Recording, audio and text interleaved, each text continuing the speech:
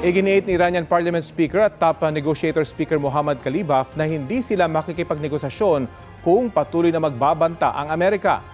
Sa isang expo, sinabi ni Khalibaf na hindi negosasyon ang gusto ni US President Donald Trump kundi pagsuko ng Iran. Naghahanda raw ang Iran habang umiiral ang 2 linggong ceasefire pero hindi tinukoy kung ano ang mga ito.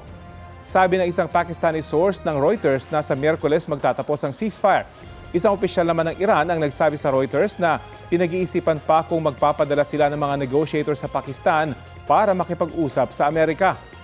Para kay Iranian Foreign Minister Abbas Araghchi, malaking balakid sa negosasyon ang paghaharang ng Amerika sa Strait of Hormuz.